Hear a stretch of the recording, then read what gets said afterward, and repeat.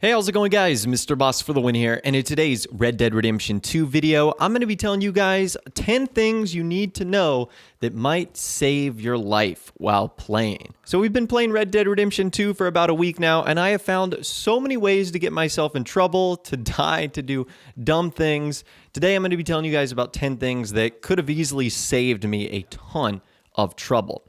So at the number one spot today, if you ever happen to lose your horse, there's a really easy solution to getting it back. Now, I'm not talking about like the horse dies or anything like that. If you're at a certain part of the map and your horse is out of your whistling distance, the only way to get it back would be to go into the whistling distance. Well, there's actually a workaround to that. If you hold down triangle or Y, you can actually rest anywhere and set up a camp. And then if you sleep for a certain amount of time, whether you choose morning, night, or day, your horse, when you wake up, will actually be spawned right next to you. Now, this actually happened to me yesterday. I was looking for this place called the Witch's Cauldron. It's like this spooky place sort of in the northern part of the map, and it's near these mountains, and my horse actually got stuck like underneath a bridge and in between a rock. And I physically couldn't get the horse out, and the horse wouldn't come to my whistle because it was stuck. So what I did was I fell asleep, I waited till morning time, and the horse spawned right next to me. So it's an easy way to get your horse unstuck, especially if you're in a troubled situation, like if you're on top of a mountain or if you're super far away and you don't want to, use another method of transportation or per se rob someone else's horse. So that's an easy way in which you can instantly get your horse right back to your side, which is very effective for many different situations.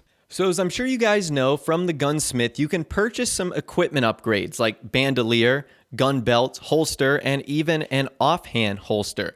But did you know that you can buy reinforced, or that you can get reinforced versions of them?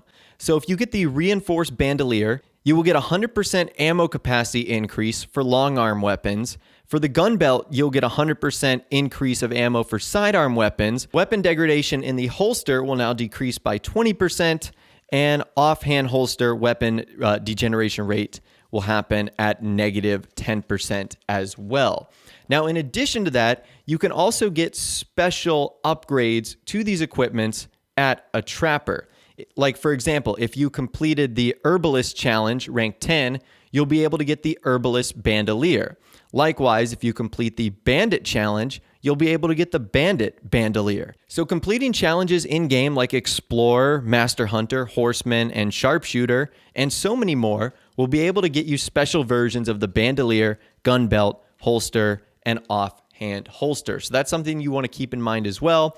And I would do these upgrades early on because they are going to significantly benefit you. And as you get further on in the game, you're going to wish you had these upgrades from day one. This next tip is incredibly useful. It's an amazing detail that Rockstar put into the game. You can actually tell a horse's temperament based off of their ears. So if their ears are back, like they're pointed backwards, that means a horse is mean, or it's not calm, or it doesn't think you are its owner. And if you try and loot the horse, it's going to kick you or it's going to run away. What an amazing detail from Rockstar. So if you notice that your horse, their ears are sticking straight up, that's because it's calm and it knows you're a friend. However, a horse that you've never met before or is hostile, its ears will be back until you're able to calm it down enough. And if you don't do that correctly, you're going to get kicked. And that's what has happened to me on many occasions. I ended up getting kicked when I was trying to loot another horse. And that's another thing you guys might not have known about as well. If you're in a pinch for supplies, you can actually loot other people's horses. Nearly every stranger's horse has 2 saddlebags on it, and if unfortunately you come across a dead horse, you can loot 1 saddlebag and it'll give you the loot for both. So that's something you want to be aware about, not only when approaching other horses that are not yours, but also don't skip over the fact that horses from strangers are going to have a ton of loot on them. So it's something you always want to keep in mind. This is actually really important. Did you know that there is a death penalty in the game? A financial death penalty. So the way Rockstar has it set up is if you die a certain amount of times within 1 hour, you will lose a certain percent of your savings. So if you die 1 time within an hour, you'll lose 5%, 2 times 7%, 3 times 10%, 4 times 13%, 5 times 15%, and any time after 6th will be 20%.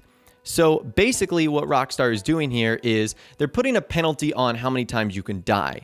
So you can't go around like Rambo just robbing everything, dying left and right 14 times an hour. There's going to be a significant penalty. Now, it's important to note that this does not occur during missions. It only occurs during free roam gameplay. And you cannot lose more than 20% of your funds or $150, whichever is lower. And you pay nothing if you have $10 or less. So be careful. You do not want to die in game. Otherwise, it is going to cost you and you are going to lose out on a good bit of money. Let's talk about the benefits of being overweight or underweight, and is one better than another? The answer is not really. Either one of them is great, but they're also not like super game breaking. So if you're overweight, your cores will drain at an accelerated rate and your stamina meter faster, but it's going to provide you with improved damage resistance and up to a maximum of 7.5%. Likewise, if you are underweight, your cores will drain faster up to 25%, and it will increase the damage you sustain. But it provides the perk of slower stamina loss up to 7.5%. So there are pros and cons to being both. I checked what I was, and I was average, so I don't know what that means. But basically, as long as you're not super severe on one side or the other, you should be good to go. Now, did you also know that there are 4 stages of inebriation? That's right, there are 4 levels of how much alcohol you can consume. So 0 to 0.49 is sober, 0.5 to 0.74 is drunk, 0.75 to 0.99 is wasted, and if you reach 1, that is blackout. And each type of liquor has a different alcohol value. Like for example, beer you get at the saloon has an alcohol value of 0.1, whereas aged pirate rum has an alcohol value of 0.5. So whichever one you get is going to be a little bit different and will cause a different effect. Like for example, if you drink 2 aged pirate rums, you're going to be blacked out, whereas that would take 10 saloon beers in order to get the job done. Did you know that law enforcement in each city is different? So if reinforcements have to be dispatched to you, the law that's sent after you will be different in each city. Like for example, in Rhodes, deputized citizens and town mobs appear periodically throughout major shootouts between you and the law. In a place like Cumberland Forest, dogs are dispatched at varying numbers per crime severity, and in a place like Blackwater or St. Denis, marshals arrive on horseback after you accumulate a large bounty. So the law is going to be different based off of what part of the world you're in. I love that level of detail from Rockstar, and each one is going to have its own unique challenges and differences. Moving on, let's talk about the wanted level and bounty system for a bit. So even though you can't see stars in this game like Grand Theft Auto, there are 5 wanted levels. Level 1 has a bounty threshold of 0. Level 2 has a bounty threshold of 50. Wanted level 3 has a bounty threshold of 150. Level 4 has a bounty level threshold of 250, and the maximum bounty you can achieve at level 5 is a $1,000 bounty. Now, if you achieve a level 4 wanted level in a certain area, that district will enter what is called lockdown. And during lockdown, lawmen will have increased detection ranges, and extra guards will patrol in town. So once you reach level 4, things get pretty severe, and the area will go to lockdown. Now, this last tip we're going to be looking at today is not like DEFCON 5, like urgent important, but it's a real nice quality of life thing that I didn't notice and can actually save your weapons if you're not careful. The Gunsmith can clean your guns. Oftentimes, it will be a lot cheaper than you buying a gun oil and doing it yourself. So the price of gun oil is $1.50. Most of my guns that needed to be cleaned could be cleaned for under that. So I saved money just by bringing it to the gunsmith and having him do it instead. And on a secondary note, it also is faster. The gun cleaning animation, if you were to do it yourself out in the wild, it takes a little bit. So that might take away from something you're trying to do. Obviously, this is not a life-altering tip here, but it could save you in a certain situation and can definitely save you some money as well. But anyways, that right there is 10 things you need to know that might just save your life in Red Dead Redemption 2 that you might not have known about. I'd love to hear from you guys in the comments down below. What are some things that you think are life-saving tips that I didn't mention in this video that you think people would want to be made aware of? Let us know your thoughts, opinions, and more in the comments down below. We'd love to hear from you guys down there. If you did go on to enjoy this video, though, a like rating would, of course, be awesome.